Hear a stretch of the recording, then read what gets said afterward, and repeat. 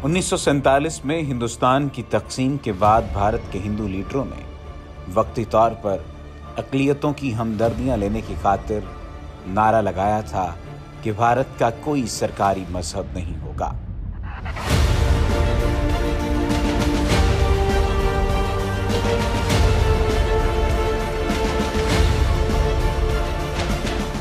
ये एक सेकुलर रियासत होगी जहां हिंदू, मुसलमानों, ईसाइयों और दीगर मज़ाहिब के मानने वालों को यकसां हुकूक हासिल होंगे।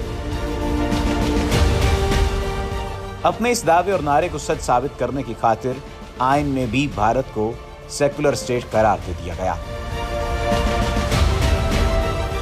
लेकिन अमली तौर पर सब कुछ उसके उलट हुआ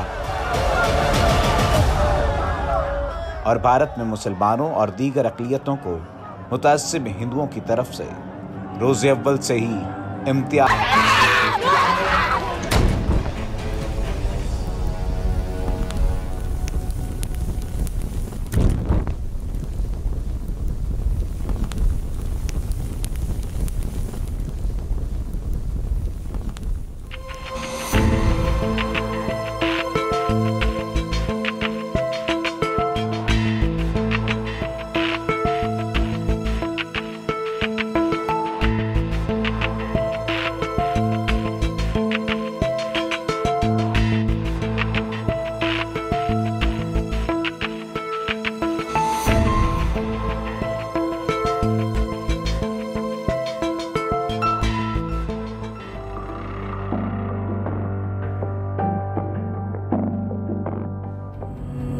नहीं पूछेगा तो इसको बोलिए।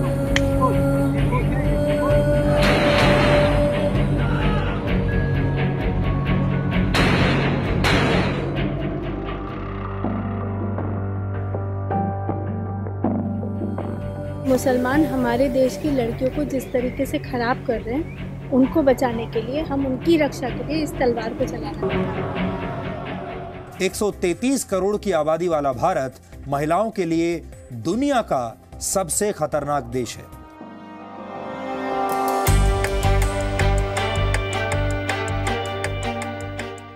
हमारे देश में हर 1 घंटे में 4 बलात्कार की वारदात होती है। जिस पुलिस स्टेशन में महिलाएं अपने साथ हुई वारदात की खबर लेकर जाती हैं, इंसाफ पाने के लिए, वो पुलिस स्टेशन भी महिलाओं के लिए सुरक्षित नहीं है। एनसीआरबी के आंकड़ों के मुताबिक औसतन हर 2 दिन में पुलिस कस्टडी में कम से कम 1 रेप की वारदात होती है। हिंदुस्तान के कोने कोने से उठने वाली आवाजें और तहरीकें इस बात का सबूत हैं कि खुद को दुनिया की सबसे बड़ी सेकुलर जमहूरी रियासत करार देने का दावा किस कदर ढोंग है।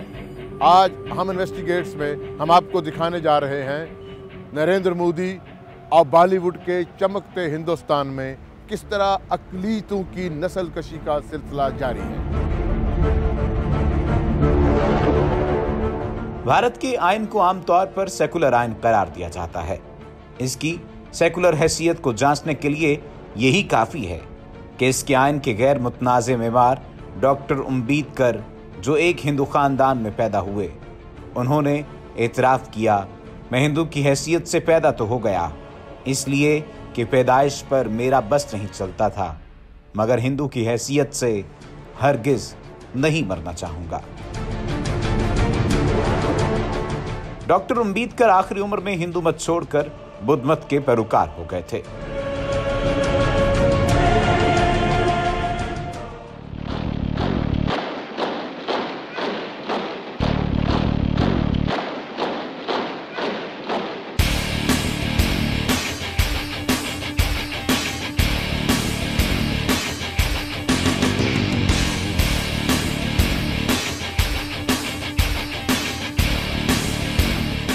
छब्बीस जनवरी को भारत अपने 17वें यौम जमहूरिया के तौर पर मना रहा है। दिल्ली में नाम निहाद सेकुलर करार दिए गए आइन के निफाज की याद मनाते हुए ताकत का मुजाहिरा किया जाता है। मुल्क के कोने कोने में जारी बुनियादी इंसानी हुकूक की खिलाफ वर्जियों को छुपाने और आइन में रखे गए हुकूक का मुतालबा करती हुई जख्मों से चूर अक़लियतों का मजाक उड़ाने के लिए गासिब भारतीय अफवाज की तरफ से टैंकों, तोपों, मिसाइल बरदार हवाई जहाज़ों और एटमी आबदोजों की नुमाइश के शर्मनाक मनाजिर देखने को मिलेंगे।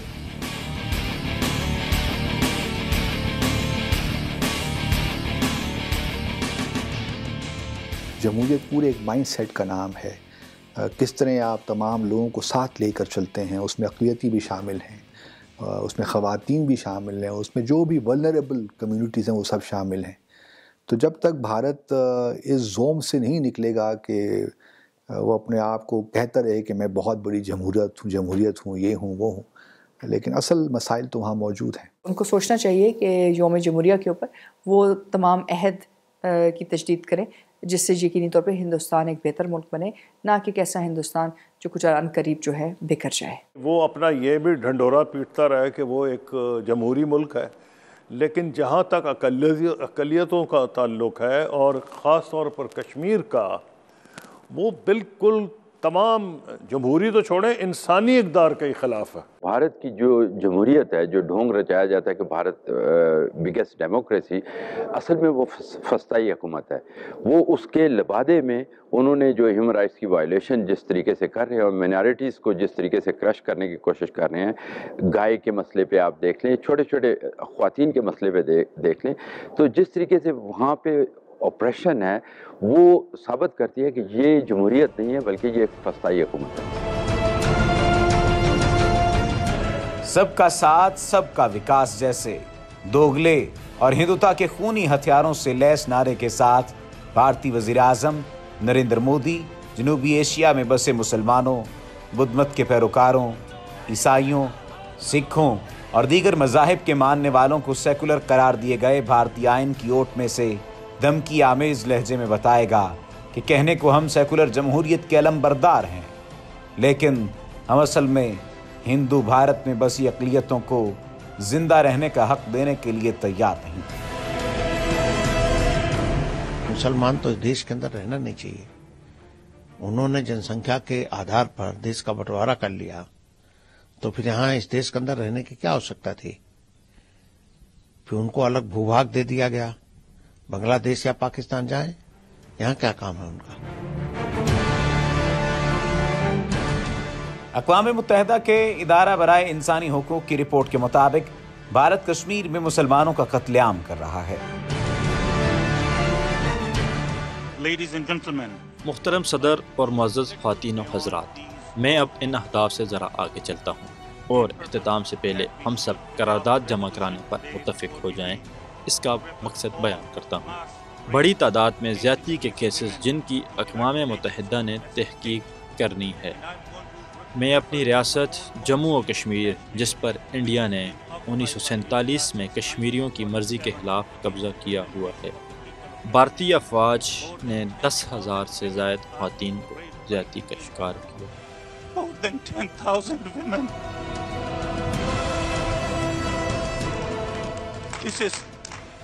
जो कि दुनिया के किसी भी तरक्की याफ्ता माशरे की तारीख़ में बहुत बड़ी तादाद है।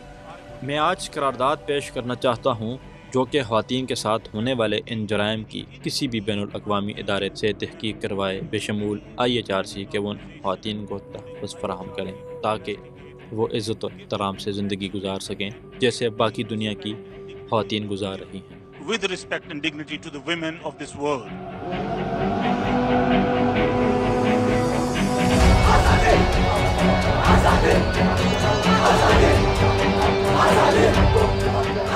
अपने हक की जिद्दोजहद करने वाले पुरअमन कश्मीरियों की तेजी के साथ नस्ल खुशी की जा रही है।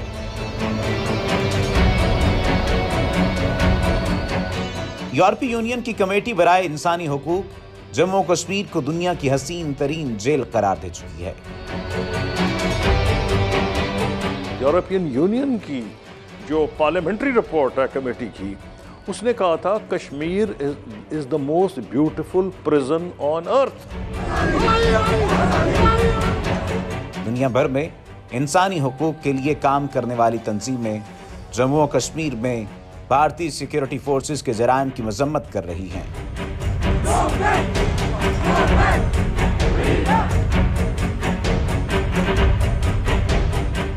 कि किस तरह 7 लाख भारतीय सिक्योरिटी फोर्सेस निहत्थे कश्मीरियों का कत्लेआम कर रही हैं।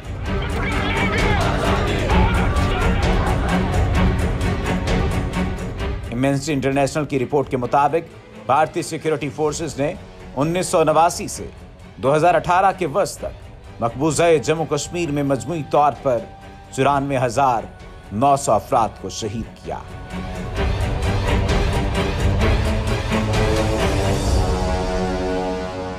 एम्नेस्टी की रिपोर्ट में इंकिशाफ सामने आया कि भारतीय मकबूजा कश्मीर में 7,000 गुमनाम कब्रें मौजूद हैं, जिनमें कई इज्तिमाई कब्रें भी शामिल हैं।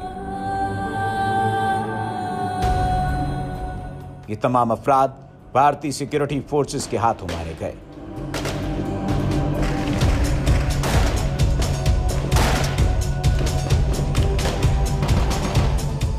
एम्नेस्टी इंटरनेशनल का दावा है कि मकबूजा कश्मीर की जेलों में 43,000 बेगुनाह कश्मीरी कैद हैं,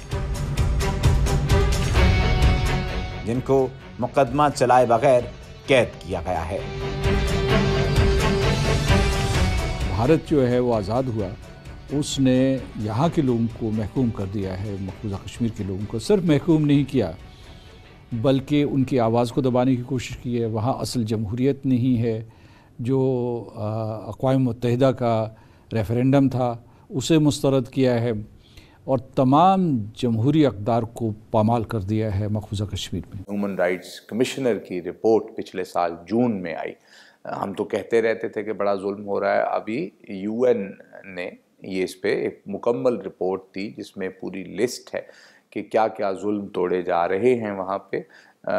उसके बाद एक UK की पार्लियामेंट की APPKG की रिपोर्ट वो भी आई, बड़ी तफसील से आ रही। जब से एक ख़ास जद्दोजहद शुरू हुई जम्मू और कश्मीर में, मकबूजा जम्मू और कश्मीर में, तकरीबन 1 लाख लोग शहीद हो चुके हैं। हज़ारों हमारी माएँ बेटियाँ वहाँ पे जुल्म व सितम का निशाना बन चुकी हैं। मैस ग्रेव्स वहाँ पे मिली हैं और अभी भी तकरीबन 7 लाख अगर वहाँ पे सिक्योरिटी पर्सनल हैं, तो ये भी आप देखिए कि ये कश्मीरियों का ही खासा है, मैं समझता हूँ, जो कि इतनी कुर्बानियों के बावजूद भी उन्होंने अपनी जद्दोजहद को ज़िंदा रखा हुआ है। कश्मीर जो है वो एक ये आग की तरह दहक रहा है। लोग तैयार नहीं हैं भारत के साथ रहने को। वो मुतालबा कर रहे हैं कि उनको उनके मुस्तकबिल का फैसला करने का हक दिया जाए। यशवंत सिन्हा जो इंडिया के एक्सटर्नल अफेयर्स मिनिस्टर थे, उन्होंने ओपनली कहा है कि मसला कश्मीर हल अब इस तरह नहीं हो सकता। इसके लिए भारत को कश्मीरियों से बात करनी पड़ेगी। उन्होंने सीधी सादी बात कर दी है। उनका एक असल में मसला कश्मीरी है कि भारत मानने को नहीं तैयार कि एक सियासी इशू है। ये बहाना कि जी पाकिस्तान से आ गए हैं, वो घुस बैठिए हैं वगैरह वगैरह। अब तो जो ज़्यादा शहादतें, क्या ओवरवेलमिंग शहादतें हैं, वही लोग हैं जो वहाँ के रहने वाले हैं। और वो उससे वाज़े हो जाता है जिस किस्म का रिएक्शन लोकल आबादी देती है। भारत के अंदर ऐसी आवाज़ें बुलंद हो रही हैं जिनको दबा देना भारतीय सिक्योरिटी फोर्सेस, खुफिया इदारों और हिंदुता की प्रचारक इंतहा पसंद हिंदू तंजीमों के बस में नहीं रहा।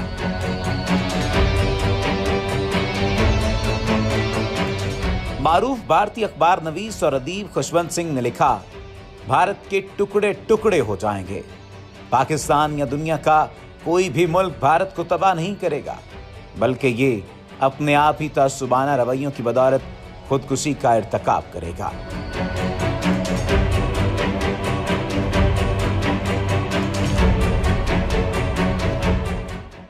मशहूर मुसन्निफा अरुंधति राय ने मुंबई में एक तकरीब से खिताब करते हुए कहा, भारत में अक़लियतें खौफ के माहौल में रह रही हैं और तशद्दुद पसंदी के बढ़ते हुए जारहाना रवैयों को अदम रवादारी के छोटे से नाम में नहीं समोया जा सकता।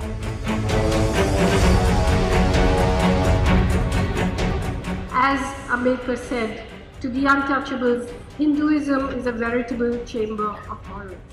जैसा कि अम्बेडकर ने कहा कि हिंदू दहशतगर्दी की आमाज का बन चुका है। आज हम ऐसे मुल्क में रह रहे हैं जहां 1947 में आज़ादी के बाद हमें ये तासुर दिया गया कि हम आज़ाद हैं। आज तक कोई ऐसा दिन नहीं गुजरा जिस दिन भारतीय अफवाज खुद अपने लोगों के खिलाफ तैनात न की गई हो। कश्मीर, मिज़ोरम, मणिपुर, नागालैंड, गोवा पंजाब में साल के हर गुजरते दिन भारतीय फौज अपने ही लोगों के खिलाफ लड़ रही है। और ये लोग कौन हैं? सोचें इस बारे में। मुसलमान, क्रिश्चियन, सिख, अगाही, वासी और दलित। मुस्लिम्स, क्रिश्चियंस, सिख्स, आदिवासी, दलित। भारत की मुमताज सहाफी तलवीन सिंह लिखती हैं, भारत में अक़लियतों पर जिस हिसाब से जुल्म हो रहा है, इसने सारी दुनिया में भारत को रुस्वा करके इसके मुंह पर कालक मल दी है।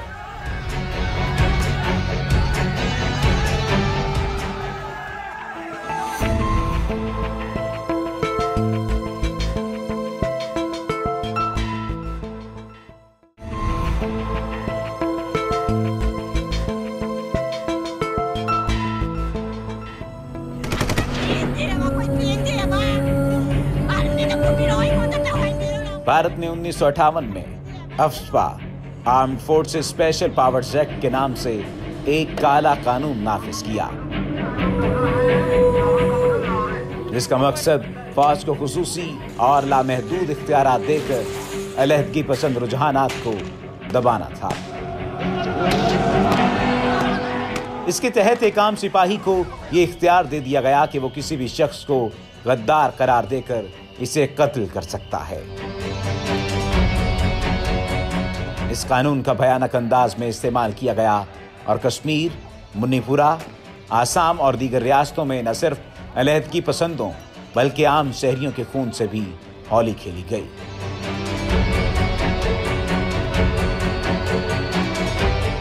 बेदरेग कत्लेआम हुआ, अमलाक जलाई गई, खवातीन की आबरूरेजी की गई।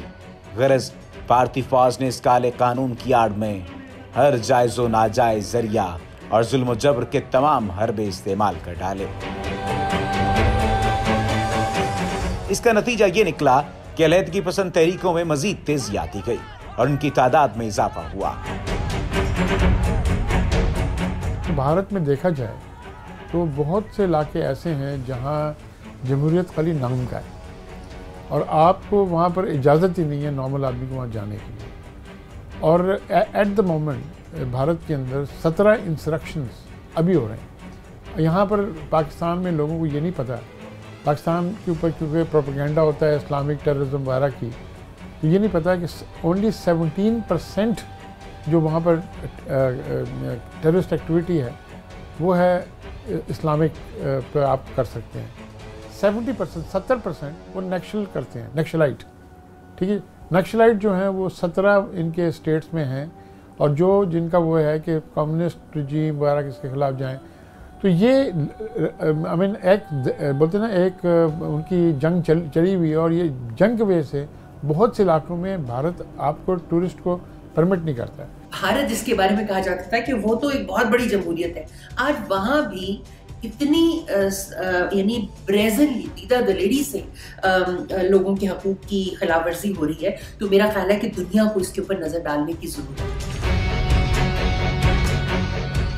हैरत इस अमर पर है कि मोदी के इक्तदार में आने से कबल अक़लियतों के मुताल्लिक जो खदशात जाहिर किए जा रहे थे वो इस कलील मुद्दत में ही दुरुस्त साबित होने लगे हैं। तकरीबन 7 दहाइयों बाद भी जिंदगी के हर शोबे में मुसलमानों और दीगर अक़लियतों को उनके हक से महरूम रखा जा रहा है। जून 1984 में उस वक्त की भारतीय वज़ीर आज़म इंदिरा गांधी के अहकामात के तहत अमृतसर में सिखों की बहुत बड़ी इबादतगाह गोल्डन टेम्पल पर इंडियन आर्मी ने चढ़ाई करके उसे इस बिना पर मिस्मार कर दिया था कि उस इमारत में अलहदगी पसंद सिख नौजवानों ने पनाह ले रखी थी जो खालिस्तान की आज़ाद हुकूमत और रियासत कायम करना चाहते थे। बाद अज़ां अक्टूबर 1984 में वज़ीर आज़म इंदिरा गांधी अपने 2 सिख मुहाफ़िज़ों सतवंत सिंह और बेअंत सिंह के हाथों कत्ल हुई, तो उसके फौरन बाद कई रोज तक भारत सिखों की कत्ल गाह बना रहा। गोल्डन टेम्पल की मिसमारी से अब तक भारत में सिख कम्युनिटी को चैन नसीब नहीं हुआ और उन्हें मुख्तलिफ हीलों से हिंदू शिद्दत पसंदों और इनकी सरपरस्ती करने वाली हुकूमतों की तंग नजरी का सामना है। एक अंदाजे के मुताबिक तकरीबन 5000 के करीब निहत्थे सिखों को तहे किया गया। सरकार की फिगर है कि दिल्ली में पहली 2-3 नवंबर को 2793 लोग दिल्ली में कत्ल हुए। ये कत्ल करीबन 5000 थे, पर सरकारी फिगर जैसी होती है वो हुई। लेकिन उस अकेला दिल्ली नहीं, सारे हिंदुस्तान में सिखों के खिलाफ हुआ। मेरा पहला इतराज, होम मिनिस्टर साहब कहते हैं ये राइट है। राइट किसको कहते हैं? होम मिनिस्टर साहब तो खुद लाइयर है। राइट होता है जब दो ग्रुपों की आपस में लड़ाई हो, जब दो ग्रुपों का कोई झगड़ा हो, उसको आप राइट कहते हो। हम राइट कहां है? हमारा तो वो हुआ जो हिटलर के लोगों ने ज्यूज पे 1942-43 में किया, जेनोसाइड, मैसाकर, हॉलोकॉस्ट। क्या था कि पकड़ो ज्यूज कहां है और मार दो, और यही सिखों की हुआ। घरों में बैठे लोग, राइट कहां था? आपने घरों पे निशान लगवाए, वोटर लिस्टें उठाई, जो सिख का घर है उसके पर रात को कोई निशान लग गया दिल्ली में, और सुबह गुंडे आए, वो घर को जलाया। नानावती जी ने क्या लिखा है, जिसका नाम अभी होम साहब ने कहा, वो कहता है कि आई गो ऑन रिकॉर्ड कि सिखों को पहले इकट्ठा किया जाता एक जगह, उसके बाद पुलिस गुंडों के साथ आती, पहले सिखों को बाहर निकाल के पीटते, उसके बाद उनके गले में टायर डालते, फिर कैरोसिन ऑयल डालते, और फिर आग लगाई जाती। जब से बीजेपी के नरेंद्र मोदी ने इक्तदार संभाला है, हिंदू इंतहा पसंदों की बादशाहें खिल उठी हैं और आरएसएस और वीएचपी जैसी पुरतशद्दुद हिंदू तंजीमें बाबरी मस्जिद की जगह राम मंदिर की तामीर के लिए पहले से बढ़कर मुतहर्रिक हो गई हैं। याद रहे कि बाबरी मस्जिद की शहादत के बाद इलाहाबाद हाई कोर्ट ने फैसला दिया कि बाबरी मस्जिद की जमीन हिंदुओं और मुसलमानों में बराबर तकसीम कर दी जाए। इसके बाद सुप्रीम कोर्ट का फैसला आया कि मुतनाज़े जगह पर किसी किस्म की तामीर की इजाजत नहीं दी जा सकती। आप चिंता न करिए, इसलिए मैं आई हूँ कि हमारा मिशन, ये योगी जी ने सत्ता संभाली है, ये तो पूरा हुआ, लेकिन अगला जो मिशन है वो राम मंदिर का। मगर लगता है कि अब मोदी ने डंके की चोट पर सुप्रीम कोर्ट के उस फैसले को जूते की नोक पर रखते हुए राम मंदिर की फौरी तामीर का हुक्म दे दिया है। 2002 में रियासत गुजरात में 5000 मुसल्ला हिंदुओं ने मुसलमानों की आबादियों पर हमले करके इन्हें भारी जानी और माली नुकसान पहुंचाया। उस वक्त गुजरात के वजीर आला नरेंद्र मोदी, मौजूदा वजीर आजम भारत ने मुसलमानों के कत्लेआम पर कहा था कि सब गोधरा वाक़े का फितरी रद्द-ए-अमल है। याद रहे कि गोधरा ट्रेन हमले में कुछ यात्री जान से हाथ धो बैठे थे, जिसका इल्जाम मुसलमानों पर लगाया गया था। लेकिन बाद में एक फौजी मुलाजिम उस वाक़े का जिम्मेदार ठहरा। आप जो मुसलमानों के साथ कर रहे हो, जिस तरीके से जुल्म हो रहा है गुजरात में, ये जो मोदी ने कत्लो गारत किया और मुसलमानों को थाउजेंड्स ऑफ देम जलाया, जिसका इंडियन खुद, मैंने एक लेफ्टिनेंट जनरल का वो इंटरव्यू पढ़ रहा था, उसने कहा था उसको बहुत ज़्यादा ज़्यादती हुई थी। तो इसलिए अक़लियतों का वहाँ ख्याल नहीं रखा जा रहा, और इंडिया को चाहिए कि वो अगर अपनी आइन की पासदारी करनी है तो अक़लियतों के हकूक़ से हाथ ना उठाए। भारत का जमहूरियत का खोखला नारा है, वहाँ दौरे में यार हैं, और मजहबी जुनून भारत में ठाठे मार रहा है और उसका निशाना मुसलमान बन रहे हैं। मकबूजा कश्मीर में हमारे जो बहन भाई हैं उनका कत्लेआम हो रहा है, भारतीय अफवाज ये कर रही हैं, काबिज़ अफवाज ये कर रही हैं, और तीसरे ये जो है लाइन ऑफ कंट्रोल के इस पार, वर्किंग बाउंड्री के इस पार जो हमारे सिविलियंस हैं उनको मारा जा रहा है। जो सबसे ज़्यादा भारतीय जमहूरियत का चेहरा बुरे तरीके से बेनकाब होता है वो मकबूजा कश्मीर में होता है। भारत में मसीही बरादरी भी एक बड़ी अक़लियत है जो हिंदुओं के रहमो करम पर है। इनकी इबादतगाहों को मिस्मार करना, जलाना, मजहबी किताबों की बेहुरमती और उन्हें जबरदस्ती हिंदू धर्म में शामिल करना जैसे वाक़यात आम हैं। खौफ व हिरास पर मुश्तमिल तहरीरी मवाद मसीही आबादियों में तकसीम करके उन्हें हिरासा किया जाता है। हिंदुओं का ख्याल है कि अखंड भारत का कयाम उस वक्त तक मुमकिन नहीं जब तक ईसाइयों को खत्म न कर दिया जाए। यूं भारत में ईसाइयों का खात्मा भी आरएसएस के एजेंडे का अहम हिस्सा है। 2005 में एटा जिले में 1800 ईसाइयों को आपने कन्वर्ट कराया। मैंने हिंदू बनाया है, परावर्तन है वो मैंने नहीं कराया। मैंने गोरखपुर में भी तमाम ऐसे मामले हैं। और तो और मदन मोहन मालवीय इंजीनियरिंग कॉलेज जो आज एक विश्वविद्यालय, प्रौद्योगिकी विश्वविद्यालय हो चुका है, वहाँ के एक प्रोफेसर ने भी इस्लाम से हिंदू बनाया हो मेरे पास। बीजेपी बरसरे इक़्तिदार आई तो उसने फिर जो वहाँ की इंतहा पसंद तंजीमें हैं उनको शह दी, जिसमें राष्ट्रीय स्वयंसेवक है, राष्ट्रीय स्वयंसेवक संघ है, उसके अलावा उसमें बजरंग दल है, वीएचपी है। इन तमाम तंजीमों की उन्होंने हौसला अफजाई की। तो इस वक्त जो अक़लियतें हैं, ख़ास तौर से जो मुसलमान हैं, उनके ऊपर इन हिंदू इंतहा पसंद जो हिंदुत्व पे यकीन रखते हैं वो हमला आवर हो रहे हैं। उनके लिए उन्होंने अरसा हयात तंग किया हुआ है। वो उनको पैगाम ये दे रहे हैं कि मुसलमानों को कि आप अपना तर्ज़ ज़िंदगी, अपने तौर तरीके बदलें, वरना भारत में आपके लिए कोई जगह नहीं है। 2014 के अवाखिर में दिल्ली के बड़े गिरजाघर में आग लगाकर उसकी बेहुरमती की गई और 2015 के अवाइल में दिल्ली के एक और चर्च में तोड़फोड़ की गई। मुजस्मों को तोड़ा गया। चर्च में लगे खुफिया कैमरे की आंख ने हमलावरों का रिकॉर्ड महफूज कर लिया, मगर रियासती इदारों ने फिर भी मुजरिमों को कैफ़ किरदार तक ना पहुंचाया। ऐसे वाकयात के खिलाफ जब भी मसीही बिरादरी ने पुरअमन एहतजाजी जुलूस निकाला, इन पर रियासती इदारों ने चढ़ाई करके तशद्दुद किया और गिरफ्तार करके जेलों में डाल दिया। यूएन ने पहली बार 40 साल के बाद एक रिपोर्ट शाया की जो कश्मीर के अंदर, मकबूजा कश्मीर के अंदर इंसानी हकूक की खिलाफ वर्जियों के बारे में थी। ये एक काफ़ी बड़ी तब्दीली है।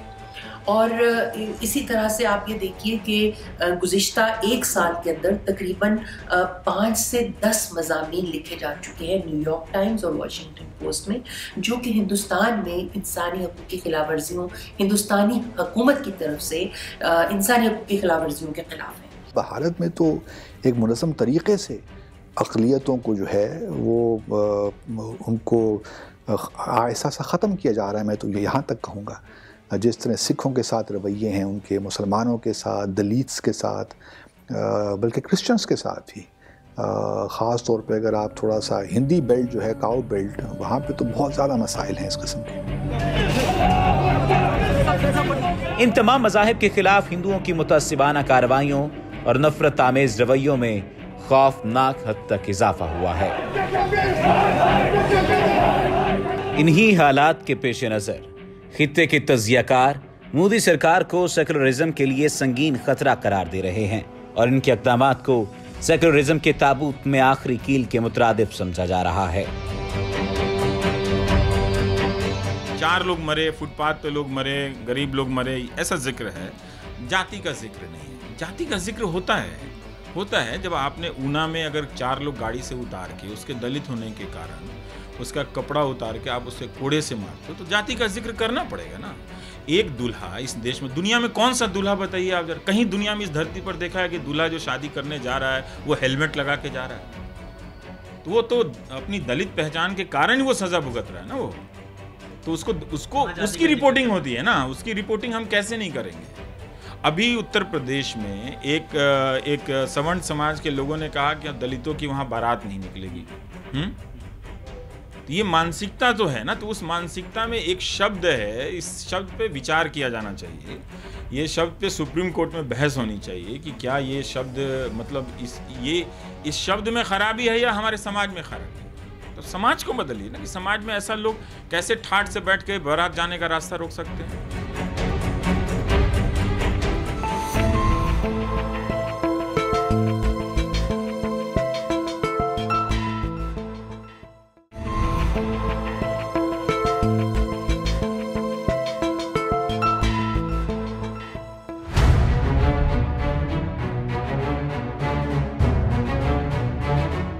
अक़वाम मुत्तहिदा के इदारे बराए इंसानी हुकूक ने जुलाई 2016 से अप्रैल 2018 तक कश्मीर में होने वाली इंसानी हुकूक की खिलाफ वर्जी का जायजा लिया और एक जामे रिपोर्ट तैयार की, जिसके मुताबिक 22 साल नौजवान बुरहान वानी हिजबुल मुजाहिदीन के सरबराह की शहादत के बाद कश्मीर की नौजवान नस्ल और आज़ादी की जद्दोजहद में पहली मर्तबा औरतों ने भरपूर शिरकत की।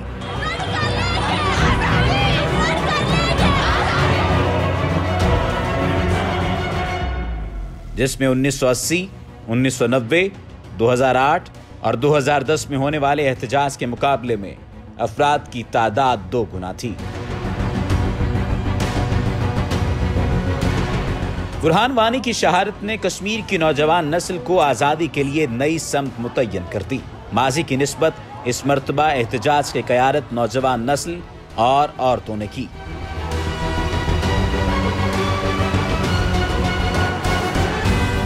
भारतीय अफवाज ने एहतजाजी मुजाहिरीन पर इंसानी हुकूक की संगीन खिलाफ वर्जी करते हुए ताकत का इस्तेमाल किया, जिसकी वजह से बहुत से लोग शहीद और जख्मी हुए।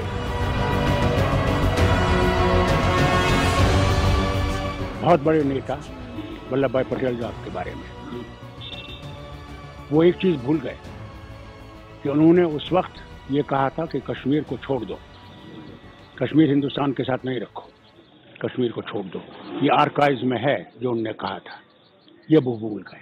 यूएन के चार्टर के अंदर जिसके वो सिग्नेटरी है, जिसके अंदर ये कहा गया है कि जो सोवरेन इक्वालिटी ऑफ नेशंस का जो चैप्टर नंबर 2 है यूएन के आर्टिकल का, और जो फिर जनेवा की कन्वेंशंस हैं 1, 2, 3 और 4, जो ये कहते हैं कि लोगों के साथ कैसे, कैदियों के साथ कैसे तरीका होगा, पेशेंट्स जो हॉस्पिटल में उनके साथ कैसे ट्रीटमेंट होगा, अगर पेशेंट्स को लेके बाहर आप जा रहे हैं और समुंदर में जहाज़ जा रहा है उस पर भी हमला नहीं कर सकते। और चौथी जो उनकी कन्वेंशन है that pertains to rights of the civil population, कि आप ये तो उनको इकट्ठा करके मार रहे हैं कश्मीरियों के अंदर, आप देखें स्पेशली उस एरिया के अंदर। तो इसलिए ना सिर्फ ये कि ये आइन की पासदारी करनी है, बल्कि यूनाइटेड नेशन के चार्टर की एक सिविलाइज्ड वर्ल्ड के अंदर जिसके आप सिग्नेटरी हैं और जिसकी तरफ you are turning a blind eye, उसका आपको ख्याल रखना है। तो मेरे ख्याल में, और ये इसलिए कर रहे हैं कि बैनुल अक़वामी सतह के ऊपर जो बड़ी ताकतें हैं they turn a blind eye towards them. जुलाई 2016 के वस्त से मार्च 2018 तक 130 से 140 आम शहरी शहीद हुए।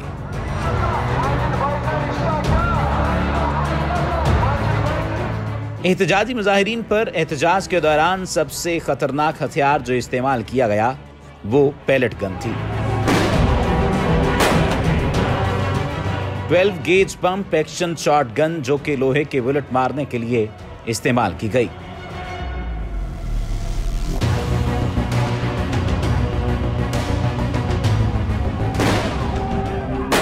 कश्मीर में फौज को स्पेशल इख्तियारात दिए गए, जिनमें army forces special power act 1990 और Jammu Kashmir public safety act 1978 जो कि बुनियादी इंसानी हुकूक की संगीन खिलाफ वर्जी थी। एक 18 माह की बच्ची हिब्बा, उसको भी पैलेट गन का विक्टिम बनाया गया, वो एक आंख से महरूम हो गई है। ये एक नहीं है, इस तरह के कई केसेस हैं। 100,000 से ज़्यादा लोग जो हैं वो शहीद हो चुके हैं और हर घर से जो है ना वो कोई ना कोई विक्टिम जो है ना वहाँ से उसकी लाश निकलती है। तो ये चीज़ें रुकनी चाहिए, ह्यूमन राइट्स वायलेशन स्टॉप होनी चाहिए। और हमारी यही रिक्वेस्ट रहती है MEPs के साथ जब मिलते हैं, कमेटीज़ के साथ जब मिलते हैं, उनको जो इन्फॉर्मेशन चाहिए होती है हम कोशिश करते हैं कि उन तक इन्फॉर्मेशन पहुँचाएँ। जो जुल्म और बर्बरियत मकबूजा जम्मू और कश्मीर में हिंदुस्तानी काबिज़ फ़ौजियों की तरफ से रवा रखा जा रहा है, उसकी कोई नज़ीर या मिसाल नहीं मिलती। Rape as an instrument of operation use किया जा रहा है। पैलेट गन्स, छर्रे वाली बंदूकें, उनका इस्तेमाल जिससे सैकड़ों बल्कि अब तो हज़ारों लोग अपनी बीनाई जो है उससे महरूम हो चुके हैं। हज़ारों की तादाद में लोगों को उठा लिया गया है, जिसको वो सर्च एंड कॉर्डन ऑपरेशंस कहते हैं। ये 90,000 के करीब कश्मीरी शहीद हो चुके हैं 1989 से अब तक। कश्मीरियों के लिए ये एक जोहद मुसलसल है इसको हिंदुस्तान दबा नहीं सकेगा। जो मुल्क सबसे बड़ी जमहूरियत का दावा करता है, उसने पिछले 70-72 सालों से कश्मीरियों पे जो मज़ालिम ढा रखे हैं वो तो किसी तौर भी जमहूरियत की अक्कासी नहीं करते। और बैनुल अक़वामी जो इंटरनेशनल कम्युनिटी है उसको इसका नोटिस लेना चाहिए और अपना असर रसूख इस्तेमाल करना चाहिए, पहले के वहाँ पे जो मज़ालिम ढाए जा रहे हैं वो ख़त्म हो, और उसके बाद जो हक़ खुद इरादियत है जो कि अक़वाम मुत्तहिदा ने कश्मीरियों से जिसका वादा किया था वो उनको मिलना चाहिए। तभी हम कह सकेंगे कि वाकई भारत एक जमहूरी मुल्क है। मार्च 2016 से अगस्त 2017 तक पब्लिक सेफ्टी एक्ट के तहत 1000 से ज्यादा अफराद को हिरासत में लिया गया। इंसानी हुकूक के इदारों ने बच्चों को हिरासत में लेने पर जम्मू कश्मीर के हुक्काम को खबरदार किया, लेकिन इसको नजरअंदाज कर दिया गया। 2016 की बदअमनी के दौरान मेडिकल सेंटर पर हमले, कर्फ्यू और मवासलात के निज़ाम की बंदिश की वजह से आम शहरियों और जख्मियों को शदीद मुश्किलात का सामना करना पड़ा। कि वहाँ ये जो मुहासरे और तलाशी के ऑपरेशंस हैं उसमें सैकड़ों नौजवानों को शहीद कर दिया जाता है। और ये कौन सी जमहूरियत है जिसमें एक रेफरेंडम रोक दिया गया है, जिसमें मनपसंद जमातें वहाँ गाहे बगाहे खड़ी कर दी जाती हैं कि जी ये कश्मीरियों की नुमाइंदा हैं, और वो ये कहते हैं कि इनकी राय जो है वो अक़वाम मुत्तहिदा की राय या कश्मीरियों की राय जो है उसके मुतबादिल है। It's a substitute for their choice for statehood and self determination. तो ये चीज़ जो है जब तक भारत इस सिलसिले को ख़त्म नहीं करेगा, जुल्म के सिलसिले को, और तो उसे सही मानों में कभी भी आप एक जमहूरी कौम नहीं कह सकते। आपको सिर्फ रिस्पॉन्सिव नहीं होना चाहिए, लेकिन आपको कुछ चीज़ें खुद भी करनी पड़ेगी। और तीसरी ये बात है कि आपको जो तमाम मज़ालिम इस वक्त हिंदुस्तान करता हुआ नज़र आ रहा है, इन सब को उजागर करना होगा बैनुल-अक़वामी सतह पे, ताकि लोगों को असली चेहरा हिंदुस्तान का नज़र आए। लेकिन अगर आप ये काम नहीं करते और मुख्तलिफ फोरम्स तक नहीं जाते और रसाई हासिल नहीं करते, तो आप ये मत समझें कि आपकी जंग कोई और लड़ेगा। जितना जुल्म सितम अभी कश्मीर के ऊपर अवाम की उनके ऊपर हो रहा है, इसकी मिसाल दुनिया के अंदर नहीं मिलती। तो आप उस आइन के ऊपर क्या फ़ख्र करेंगे जो दुनिया का सबसे लंबा तरीन आइन है इन राइटिंग, ये सबसे एलेबोरेट है, लेकिन उसके ऊपर आप अमल अगर मोदी अगर कंट्रोल कर रहा है तो वहाँ तो माइनॉरिटीज़ के राइट्स का तो ख्याल नहीं, और स्पेशली मुसलमान ज़ेर अताब हैं। और मेरे ख्याल में इनको सोल सर्चिंग करनी चाहिए। इन दी लॉन्ग रन ये इंडिया के इंटरेस्ट में नहीं है। कश्मीर काउंसिल इशू जो है वो हमेशा एहतजाज भी करती है, सेमिनार्स भी करती है, डिफरेंट वेज से। हमने एक कार्निवाल भी में भी शिरकत की जर्मनी में, दूसरे ममालिक में भी हम जाते हैं। मेन हमारा जो ऑब्जेक्टिव है वो ये है कि किसी तरीके से इंटरनेशनल कम्युनिटी है वो जागे, वो आके अपना एक रोल अदा करे, क्योंकि यूनाइटेड नेशन के रेजोल्यूशन भी और भारत ने भी और पाकिस्तान ने भी उस पर एक साइन किए हुए हैं रेजोल्यूशन पे। तो हम चाहते हैं कि उन रेजोल्यूशन पे अमल किया जाए, हमारी कश्मीरियों की सफरिंग ख़त्म हो, किलिंग ख़त्म हो। हमारी ख्वाहिश यकीनन ये है कि बातचीत की जाए, मसला जम्मू और कश्मीर, सियाचिन, सर क्रीक, बाकी जितने मसाइल हैं उन्हें हल किया जाए। सार्क की समिट इस्लामाबाद में होनी है, हिंदुस्तान की वजह से वो हो नहीं सक रही, उसके रवैये की वजह से, तो इस पर आगे चला जाए। आपने देखा होगा वज़ीर आज़म पाकिस्तान इमरान खान साहब ने 14 सितंबर को ख़त लिखा था मोदी जी को, जिसमें उन्होंने कहा कि आएँ, बैठे, बात करते हैं, आगे बढ़ते हैं। मगर ये हमारी कमज़ोरी यकीनन नहीं।